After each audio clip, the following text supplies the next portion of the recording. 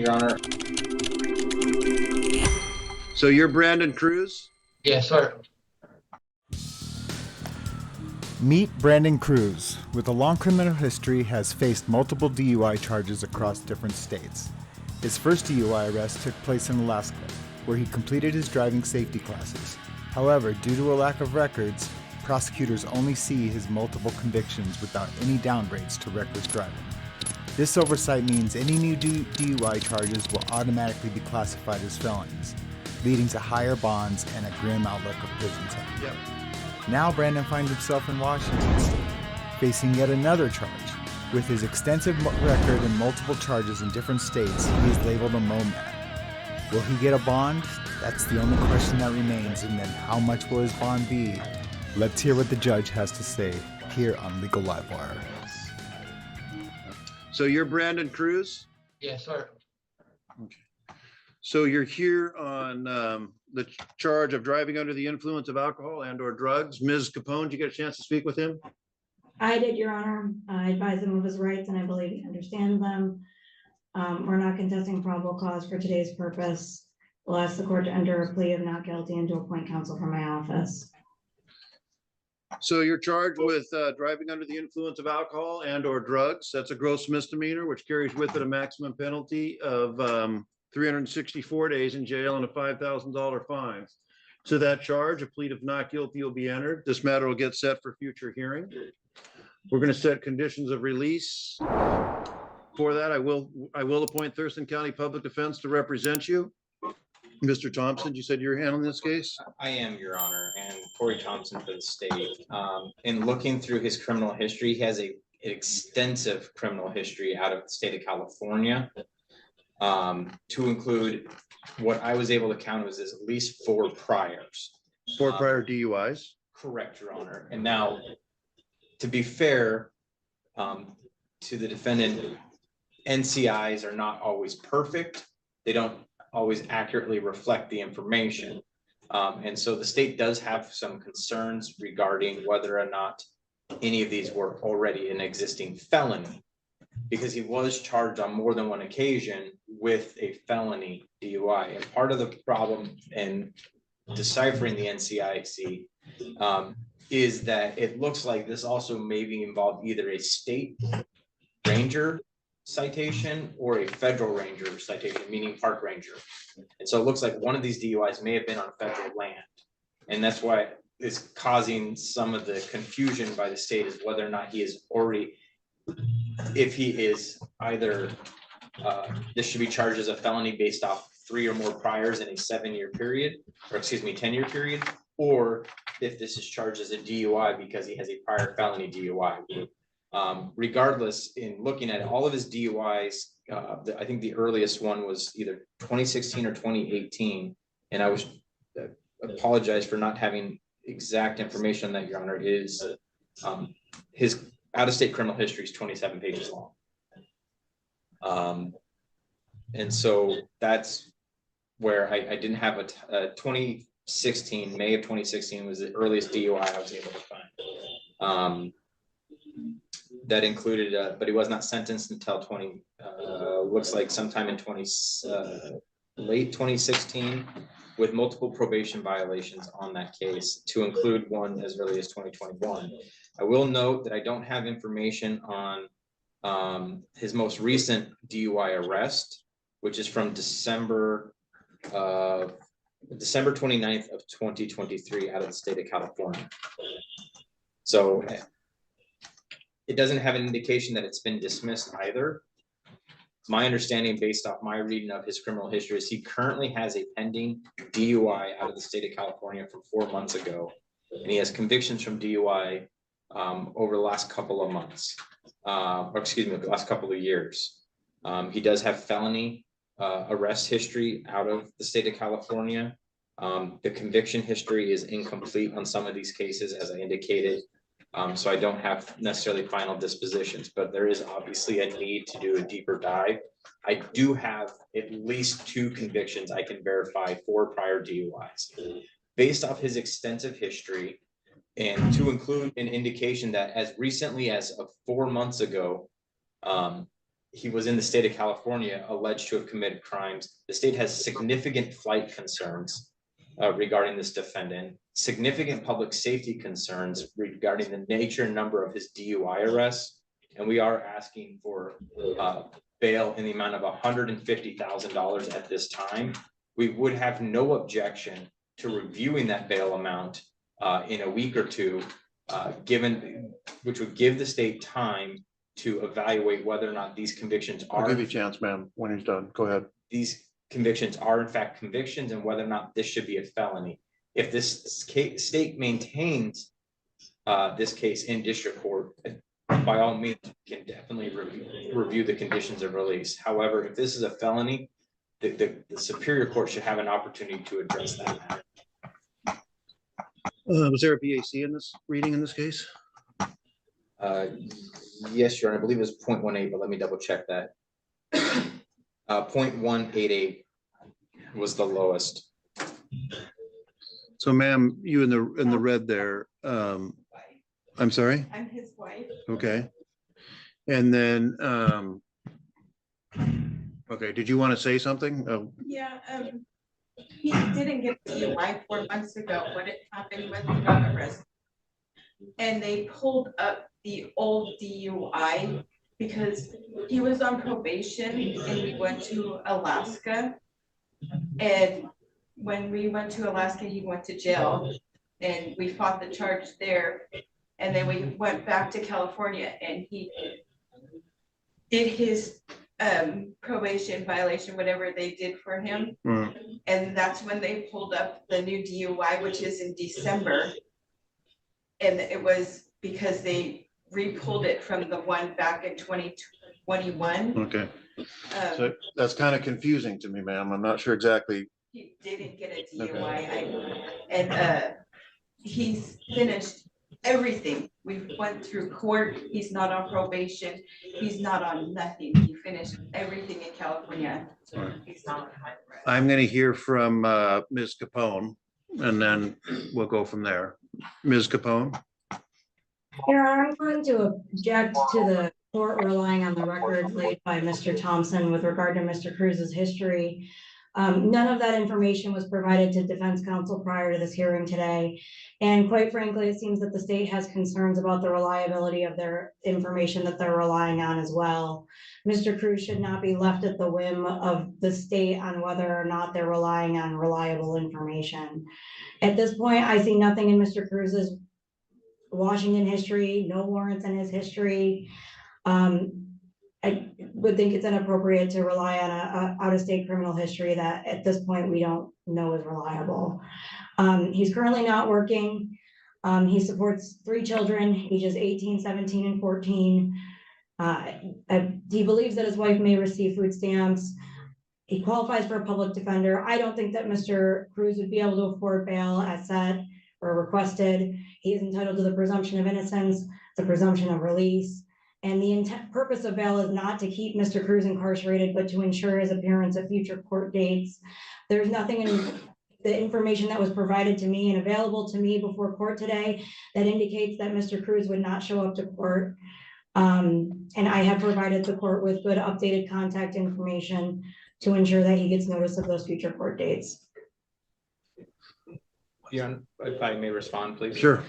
And maybe as an officer of court, I phrased it poorly, is the state is, as an officer of court, representing that we have seen at least 2 convictions in its history.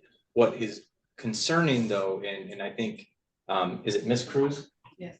Ms. Cruz pointed out the exact problem with some of the NCI information. It's not that it's inaccurate, but that it may not accurately reflect the nuances of individualized arrests. I did have information that he'd been arrested in Alaska. I did have information he'd been arrested in California as well. It's not that, and the state's not representing that those are in fact convictions. What the state wants to verify is, are the number of his convictions sufficient for this to be a felony? Not whether or not he has convictions. That's without a doubt that he has convictions out of state.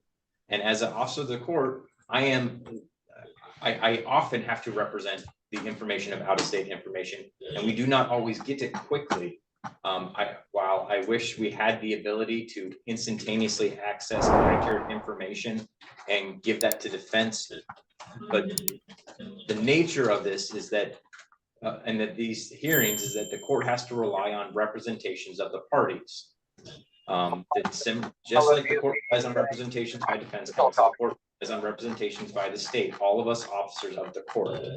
The defendant has prior out-of-state convictions going back to as early as, or I should say, as recently as I think 2018, but definitely 2016 is the first conviction the state finds. And so we are asking for that significant high bail because there are a multitude of arrests and convictions in here out of state. And it's concerning that his lack of connections to this state with this history and arguably a felony DUI. And what's your relationship, ma'am? Sister-in-law. Okay. Didn't have to talk about anything here. He's trying to Right. He is.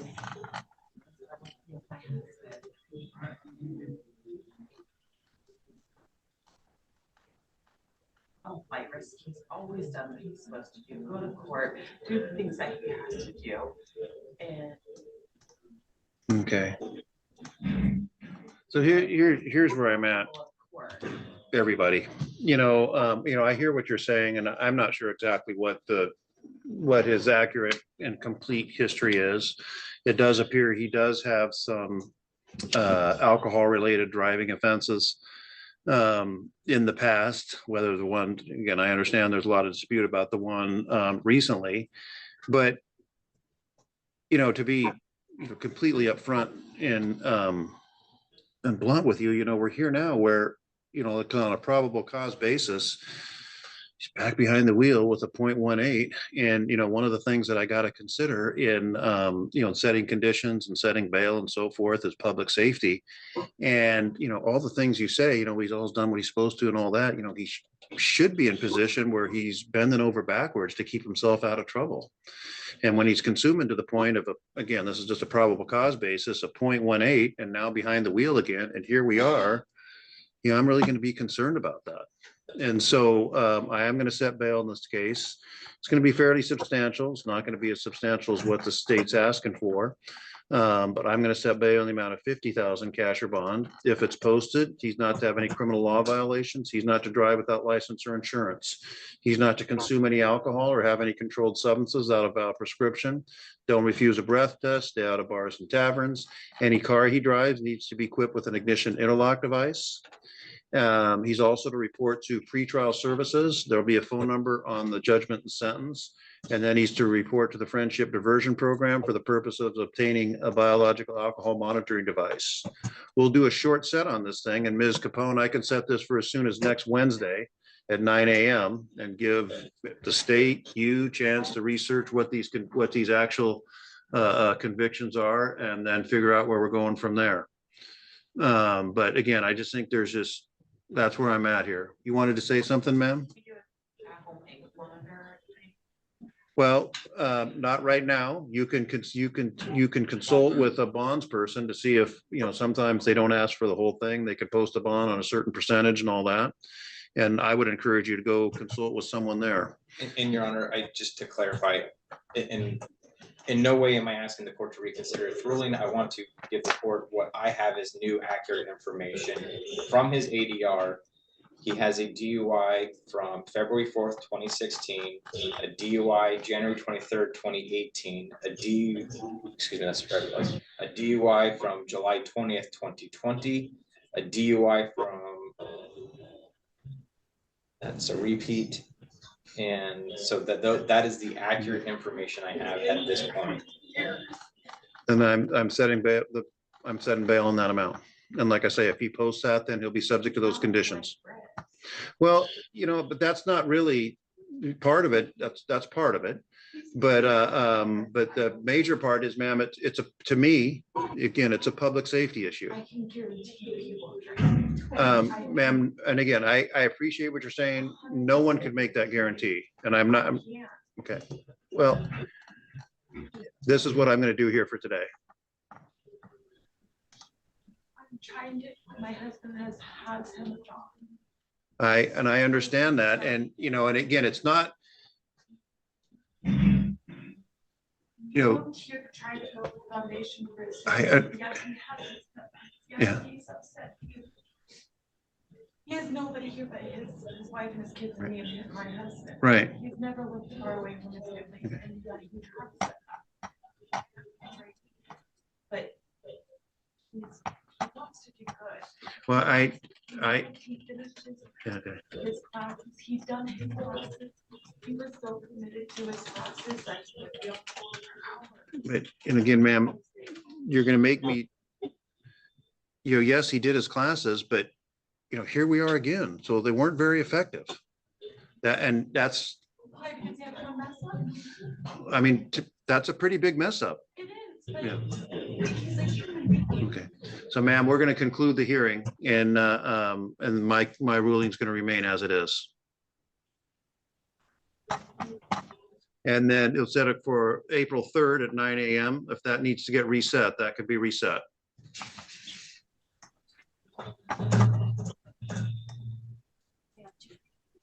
What's that? Okay. And apparently, the other two on the calendar have refused. They both warrant returns.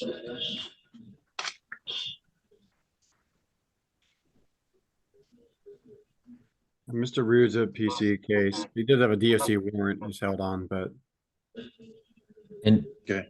So Your Honor, I Mr. have a- Jensen, I'm sorry.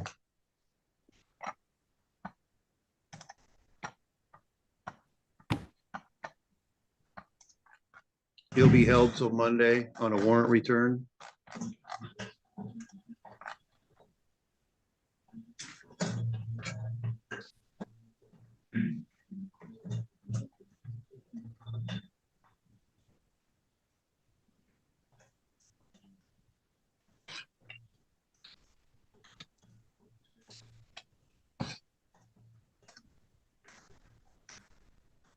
Mr. Cruz, you can be taken back. Wednesday. Well, it'll probably be at 1:30 on the in custody calendar. You can, I've appointed Thurston County Public Defense to represent him. You want to give one of those contact information? I'm going to give you contact information for that office. You can find out who his attorney is, although what's it? It'll be at 1:30. When it's set in the morning, if they're not made bail, then he'll be there in the afternoon. Yes. So if he got bailed out, it would be at 9. If he bailed out, then he'll need to be here at 9 a.m.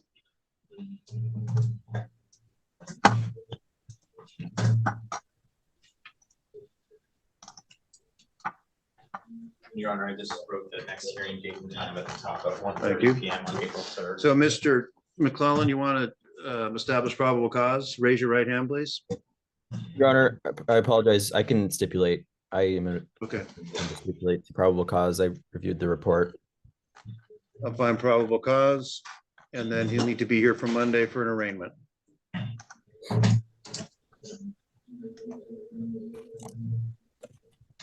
did the court see the chat from the jail regarding Mr. Jeddin's like request for another order that actually checks PR? We fixed it. They came on camera. Okay, I didn't know what came for. I saw that. I just put the guilty finding on the theft and I forgot to put in the, PR. Okay, great.